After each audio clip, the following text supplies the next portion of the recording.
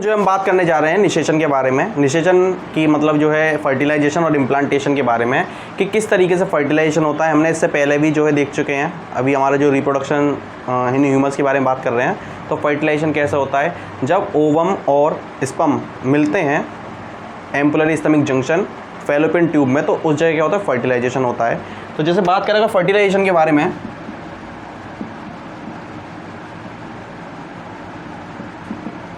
Fertilisation क्या है, एक प्रोसेस है जिसमें ओवम और स्पर्म दोनों क्या होते हैं, फ्यूज होते हैं, मिलते हैं। किस जगह मिलते हैं, फैलोपियन ट्यूब में। फैलोपियन ट्यूब में क्या होता है, निषेचन होता है।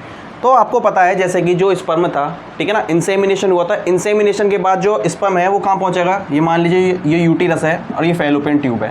तो जो स्पर्म है वो पहुंचेगा फैलोपियन ट्यूब तक, ठीक है ना। और यहाँ से ओवरी में से क्या आ रहा है, अंडाणु यानी कि ओवम आ रहा है, ठीक है ना। जब ये दोनों आपस में मिलेंगे, एम्पुलरी स्टमक जंक्शन है ये, ठीक है ना, यहाँ पे ये मिलेंगे तो क्या होगा, फर्टिलाइजेशन होगा। जब फर्टिलाइजेशन होगा तो क्या होगा, स्पर्म ओवम के साथ फ्यूज्ड होगा और इसी इवेंट को हम क्या कह रहे हैं, फर्टिलाइजेशन कह रहे हैं, ठीक है। होता कैसे ये प्रोसेस में, तो ये ऐसा होता है कि जो स्पर्म है, ये स्पर्म सेक्रेशन करता है एंटी फर्टिलाइजिंग हार्मोन का। एंटी फर्टिलाइजिंग नाम का एक हार्मोन का सेक्रेशन करता है और ओवम जो है फर्टिलाइजिंग नाम का एक हार्मोन का सेक्रेशन करता है। ये दोनों एक दूसरे को पास लाने में हेल्प करते हैं और ये फैलोपियन ट्यूब में जाकर के मिलते हैं। उससे क्या होता है, फर्टिलाइजेशन होता है। तो पिछली वीडियो में मैंने बात करी थी, जो प्राइमरी oocyte था, जो प्रिमोर्डियल फॉलिकल था, वो प्राइमरी oocyte में बदला था, प्राइमरी फॉलिकल में बदला था, प्राइमरी फॉलिकल सेकेंडरी फॉलिकल में बदला था। तो हमने देखा था जो oocyte था, oocyte के बाहर जो लेयर थी वो थी ज़ोना पेल्लुसिडा, ठीक है ना।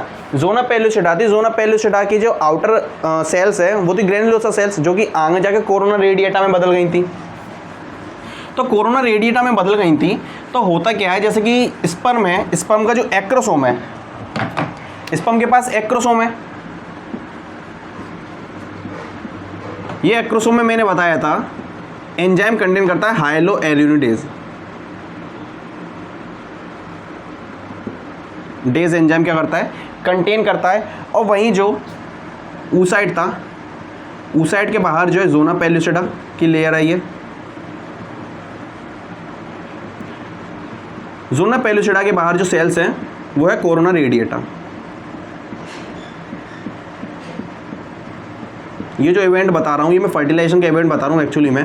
अभी थोड़ी देर पहले मैंने बताया कि एंटी फर्टिलाइजन और फर्टिलाइजन हार्मोन का सेक्रेशन हो रहा है, जिसकी वजह से वो एक दूसरे के पास आ रहे हैं, उनको हेल्प मिल रही है एक दूसरे के पास आने में। यूट्राइन कॉन्ट्रैक्शन हो रहा है, मसल का कॉन्ट्रैक्शन हो रहा है, तो स्पर्म जो है मूव करते हुए जा रहा है, स्पर्म फ्लैजेला के द्वारा मूव करते हुए जा रहा है और फैलोपियन ट्यूब तक पहुँच रहा है। वहीं स्पर्म के जो बाहर हेड के ऊपर जो एक्रोसोम का रीजन है, उसमें हाइलोएल्यूनिडेज एंजाइम पाया जा रहा है और स्पर्मलाइसिन पाया जा रहा है। अब होता क्या है, ये कैसे हेल्प करते हैं फ्यूजन में, तो होगा क्या, ये जो कोरोना रेडिएटा की सेल्स है, पिछली वीडियो में ये वाली बात बताई भी थी। कोरोना रेडिएटा की सेल्स को ये हाइलोएल्यूनिडेज एंजाइम क्या करेगा, इनको रप्चर करते हुए कहाँ तक पहुँचेगा, इस मेम्ब्रेन तक पहुँचेगा। जो मेम्ब्रेन है अंदर ज़ोना पेल्लुसिडा, इस मेम्ब्रेन तक अंदर पहुँचेगा, ठीक है ना। तो स्पर्म को रास्ता मिल रहा है, तो यहाँ से स्पर्म क्या करेगा, यहाँ तक पहुँचेगा। फिर उसके बाद स्पर्मलाइसिन ज़ोना पेल्लुसिडा को भेद कर क्या करेगा, अंदर एंटर कर जाएगा और अंदर अपना जेनेटिक मटेरियल को छोड़ देगा, ठीक है ना। उसके बाद क्या होगा, ये जो स्पर्म है, जो स्पर्म होता है, ठीक है ना, एक बार एंटर कर गया तो इसके चारों तरफ एक आवरण बन जाता है जो कि पॉलीस्पर्मी को रोकता है, एक से ज़्यादा स्पर्म इसके अंदर एंटर ना कर सके, ठीक है। क्या बताया, हाइलोएल्यूनिडेज एंजाइम कोरोना रेडिएटा की सेल्स को क्या कर रहा है, भेद कर जा रहा है। स्पर्मलाइसिन ज़ोना पेल्लुसिडा की मेम्ब्रेन को क्या कर रहा है, रप्चर कर रहा है और रप्चर करने के बाद अपना जेनेटिक मटेरियल ओवम के अंदर छोड़ देता है, ठीक है। ओवम के अंदर छोड़ने के बाद अब क्या हुआ, इस oocyte के ऊपर एक एक्स्ट्रा मेम्ब्रेन तैयार हो गई जो पॉलीस्पर्मी को रोक रही है। पॉलीस्पर्मी का मतलब ये है कि एक से ज़्यादा स्पर्म एंटर नहीं करना चाहिए, ठीक है ना। अगर इसके अंदर एक बार एक स्पर्म एंटर कर जाएगा तो दूसरा स्पर्म उसके अंदर एंटर नहीं कर सकता, ठीक है ना। बहुत कॉमन सी चीज़ है। अब उसके बाद क्या इवेंट होता है, तो देखिए ये तो फर्टिलाइजेशन हो गया, ठीक है ना। ये क्या इवेंट हो गया, ये हो गया फर्टिलाइजेशन।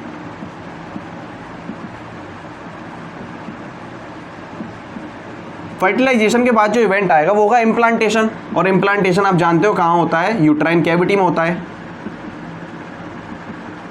बहुत इजी सा कंसेप्ट है। तो अब क्या हुआ, ये मान लीजिए इस समय फैलोपियन ट्यूब में है, ये फैलोपियन ट्यूब में है, ठीक है ना। ये 3 दिन तक फैलोपियन ट्यूब में रहेगा और 3 दिन तक कहाँ रहेगा, यूटेरस में रहेगा। और उसके बाद क्या होगा, जो नेक्स्ट डे आता है उसके बाद ये यूट्राइन कैविटी में जाकर के क्या हो जाता है, एम्बेडेड हो जाता है। और इस दौरान कई सारे इवेंट्स देखने को मिलेंगे। इवेंट्स कैसे देखने को मिलेंगे, जैसे कि ये जो जायगोट बना, ये जो जायगोट बना, अब इस जायगोट आप जानते हो 2n है, जानते हो 2n है कैसे, क्योंकि 23 क्रोमोसोम्स जो आए थे वो स्पर्म से आए थे और 23 क्रोमोसोम्स जो आए थे वो ओवम से आए थे। इन दोनों का फ्यूज़न हुआ तो फर्टिलाइजेशन कहलाया और इससे जायगोट बनेगा जो कि 46 क्रोमोसोम्स का होगा, मतलब जो है 2n होंगे उसके अंदर, ठीक है। तो क्या हुआ, ये जायगोट अब क्या करेगा, आगे जाके क्लीवेज होगा, इसका हिंदी में विदलन कहते हैं, क्लीवेज होगा। और क्लीवेज होने के बाद 8 to 16 सेल्ड स्टेज आएगी, 8 to 16 सेल्ड स्टेज आती है जिसको कहते हैं मॉरूला, इसको कहते हैं मॉरूला। 8 to 16 सेल्ड स्टेज आती है जिसको मॉरूला कहते हैं। बहुत सिंपल है, ठीक है ना। जायगोट बना, क्लीवेज हुआ, सिंगल सेल थी, 1 से 2 बनी, 2 से 4, 4 से 8, 8 to 16 सेल्ड स्टेज क्या कहलाती है, मॉरूला कहलाती है, ठीक है ना। कितने समसूत्री विभाजन हुए, 4, ठीक है ना। अगर बात करें माइटोसिस के बारे में तो 4 माइटोसिस क्लीवेज हुए, ठीक है ना, डिवीज़न हुआ 4 टाइम्स, तब जाके क्या है, मॉरूला। मॉरूला के बाद जो स्टेज आती है वो आती है ब्लास्टोसिस्ट। तो मॉरूला के बाद जो स्टेज आएगी वो एक तरीके से जो है ब्लास्टोसिस्ट है। ऐसा क्यों है ये मैं बता देता हूँ। ब्लास्टोसिस्ट स्टेज आती है, ब्लास्टोसिस्ट स्टेज में क्या होगा, अब जो अंदर सेल मास है, ठीक है ना, अब जो अंदर सेल मास है वो इंक्रीज करता जाएगा और 2 तरह की सेल्स बट जाएंगी। अंदर वाली सेल्स हो जाएगी इनर सेल मास कहलाएगा और बाहर वाली सेल जो ट्रोफोब्लास्ट कहलाएगी, ठीक है ना। तो मैं बताता हूँ आगे।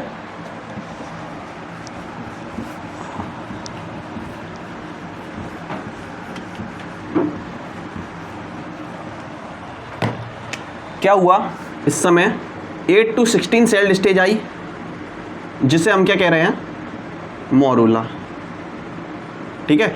इससे पहले क्या हुआ, जायगोट बना था, जायगोट से 8 to 16 सेल्ड स्टेज आई, इसको हमने मॉरूला बोला, ये हमारा जायगोट था। अब क्या होता है आगे जाके, इसके अंदर अभी और डिवीज़न होंगे। डिवीज़न होने के बाद क्या होगा, बाहर वाली सेल जो है ट्रोफोब्लास्ट में बन जाएंगी और जो अंदर वाली सेल्स हैं वो कहलाएंगी इनर सेल मास। बाहर वाली सेल्स क्या हो गई, ये हो गई ट्रोफोब्लास्ट सेल्स और अंदर वाली सेल्स कहलाती है इनर सेल मास।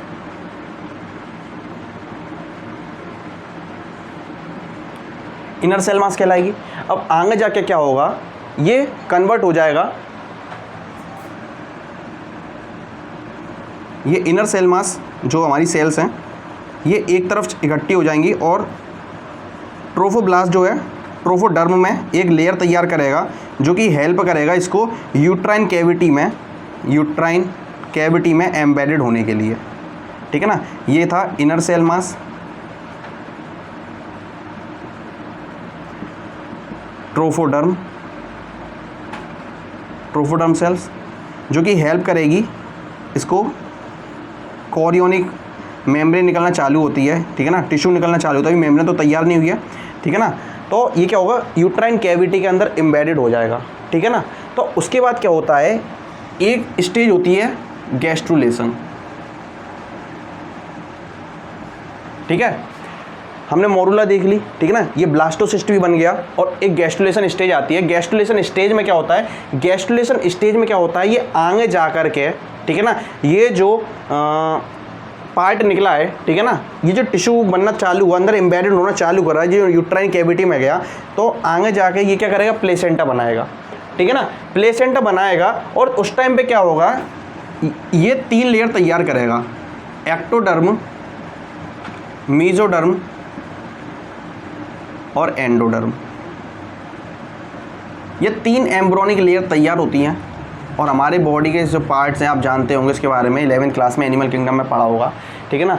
जो कई सारे पार्ट होते हैं, जैसे कि ब्लड है वो मीजोडर्मल हार्ट मीजोडर्मल ओरिजिन से होता है ना। ब्रेन एक्टोडर्मल, ठीक है ना। Neurons ectodermal. तो इस तरीके का जो हमारी बॉडी के पार्ट्स हैं वो इन 3 लेयर से तैयार होते हैं, ठीक है ना। तो आगे जाके क्या होगा, ये इसमें जाके इम्प्लांट हो जाता है यूट्राइन कैविटी में और कुछ हार्मोन्स का सेक्रेशन करता है।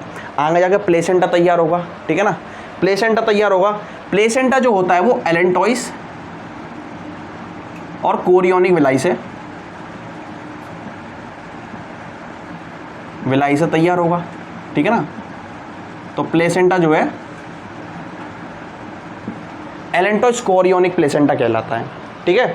फिर क्या होता है, ये प्लेसेंटा कुछ हार्मोन का सेक्रेशन भी करता है, जैसे कि HCG human Korean gonadotropin hormone.